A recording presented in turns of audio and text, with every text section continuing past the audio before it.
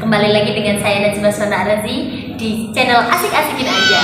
Nah, pada kesempatan hari ini, tepatnya di bulan Ramadan, kami akan membicarakan sedikit pengalaman-pengalaman kehidupan ya Mbak ya, yang ada di sini untuk memotivasi teman-teman nih agar kita tuh tetap semangat dalam menjalani puasa, dalam semuanya. Oke? Nah, langsung saja. Mungkin Mbak Ica bisa perkenalkan diri dulu. Sebelumnya perkenalkan, nama saya Anissa Raharjo. Saya dari Akidah Filsafat Islam semester 6. Asal dari mana Mbak? Asal dari Sragen. Sragen, jauh ya Mbak? Iya. Mbak Ica memilih UIN Salatiga sebagai jenjang pendidikan selanjutnya tuh kenapa? Saya masuk jalur SPAN PTKIN dari sekolah MAN itu sendiri. Terus waktu itu kayak diarahin untuk daftar di SPAN tersebut. Lalu emang ambil pertama itu UIN Salatiga. Terus yang kedua itu UIN Solo, tapi masuknya emang ke Salatiga. Rezekinya di sini ya berarti ya Mbak. Terus kayak mengapa sih kok mengambil AFI itu Mbak? Karena pertamanya akidah bukan ke filsafatnya, tapi ternyata malah lebih ke filsafatnya ternyata ya ketika dijalani. Nah, mungkin Mbak Ica bisa sharing-sharing nih buat teman-teman perjalanan hidup Mbak Ica tuh gimana sih, biar teman-teman juga pada tahu, terus juga yang berkesan menurut Mbak Ica tuh gimana? Waktu itu sih pengalaman saya singkatnya gini, ini dari rezeki layak tasik ya.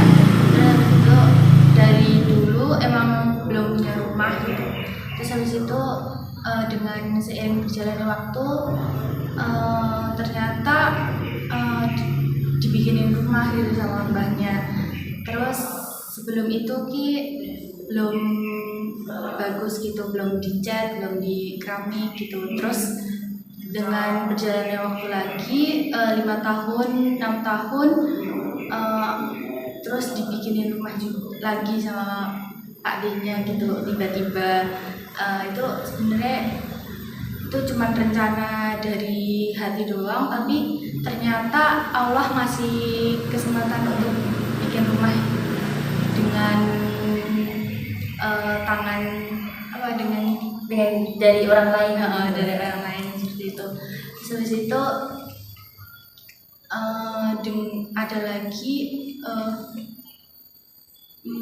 kayak pengen renov rumah gitu, belum nggak ada biaya gitu. Habis itu alhamdulillahnya juga direnovin sama omnya gitu. Terus habis itu ada lagi rezeki layak tasik yang selanjutnya itu kayak pengen punya TV gitu. Terus habis itu ternyata juga setelah TV-nya kan waktu itu udah dari TK udah lama gitu. Terus ada kendala kayak udah warnanya udah berubah gitu. Terus habis itu ada rezeki layak tasik juga, dibelikan TV baru gitu. Jadi kalau menurut aku sih rezeki layak tasik itu jalan tiba-tiba gitu, kita nggak menduga-duga ya. Terus habis itu yang terakhir itu rezeki layak tasik umroh ini gitu. Berarti Mbak Ica udah umur nih? Iya, sama mama. Terus habis itu waktu itu sih rencananya cuman ceritanya mbah sama karyawan doang, karyawan dari kakaknya. Tapi ternyata padahal cuman batin doang. Nanti kalau ada kesempatan umroh ya mau gitu. Terus habis itu ternyata Allah ngasih kesempatan itu gitu. Dan besoknya terus dibilangin mbahnya bahwa besok ikut gitu, tiba-tiba. Itu Masya Allah banget gitu. Perasaan Mbak Ica gimana tuh waktu itu? Ya agak kayak mimpi gitu. Tapi kayak Mbak Ica punya pengalaman apa sih selama di Baitua? Pas waktu itu ya berangkat, terus habis itu sampai hotel,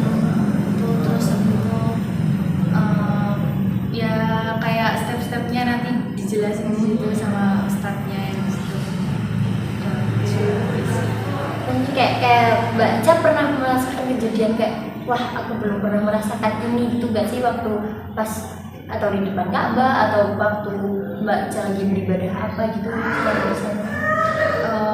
Mungkin ya kayak ketinggalan sama keluarga ini kan itu per kelompok gitu. Nah, yang lainnya pada udah ke Mekah terus habis itu ketinggalan kelompoknya gitu. Terus bingung cari, terus akhirnya ke hotel ini, tapi kan ada itu name tag-nya dari kelompoknya itu. Terus habis itu cari ustadz yang ada di situ, terus telepon, kan waktu itu baterainya juga nggak ada, terus habis itu untungnya ketemu. Nah, selama perjalanan hidup ini apakah dari Ibu Mbak Ica atau Mbak Ica sendiri itu pernah kayak selalu berdoa atau ngamalin apa gitu nggak sih Mbak? Selebihnya kalau berdoa pasti ya, terus tapi ini istiqomahnya ke sunnah gitu, kayak tahajud, kayak duha, terus baca istighfar dan ayat 1000 dinar itu. Berarti emang udah ada usaha dari itu ya Mbak ya? Iya, tapi emang niatnya bukan ke situ sih. Iya, kayak yang penting kayak kehidupan yang lebih baik ya. Nah, untuk Mbak Ica sendiri tuh mungkin bisa ngasih motivasi nih buat teman-teman biar lebih semangat lagi, biar tahu kalau Allah tuh nggak semata-mata menguji kita, tapi juga pasti akan memberikan kita jalan yang lebih baik gitu. Ya, untuk teman-teman, kalau mungkin sekarang kamu merasa ujiannya berlipat-lipat, tapi dibalik semua itu sebenarnya Allah akan nyiapin ke depannya itu yang terbaik gitu. Kalian cukup tugasnya beribadah pada Allah, perbaiki diri, memperbanyak sunnah-sunnah, terus deres Al-Quran juga. Seperti itu, nanti rezeki dan takdir itu akan berubah atau berputar. Siapapun di antara kalian, kata Allah, yang ingin mendapatkan kenyamanan dalam kehidupan, yang ingin mudah mengentaskan kesulitan, yang ingin dimudahkan rezekinya bahkan dari sisi yang tidak terduga, yang ingin dimudahkan semua urusannya, kalimatnya satu dalam Al-Quran, wa may yattaqillah. Allah menantang, mengajak setiap person kita. Siapa yang mampu meningkatkan kepada takwanya kepada Allah, maka aku akan mudahkan semua harapan-harapan tadi yang diinginkan. A few moments later. Itu buat teman-teman, jadi kita tuh harus lebih giat lagi mendekatkan diri pada Allah agar kita rezekinya juga nggak seret ya Mbak ya. Kalau hanya mengeluh saja kan pasti tidak akan ada perubahan gitu. Nah, mungkin itu aja yang bisa kita bincang-bincang.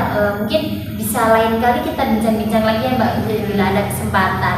Nah, jangan lupa untuk teman-teman yang nonton nih, like, subscribe, and comment ya. Kalau bisa share juga nggak apa-apa untuk kemana-mana, biar teman-teman juga tahu sharing session kita selama di bulan Ramadan ini. Nah, mungkin cukup itu yang dapat kami sampaikan. Kurang lebihnya mohon maaf. Wabillahi taufiq wal hidayah. Assalamualaikum warahmatullahi wabarakatuh. Bye bye.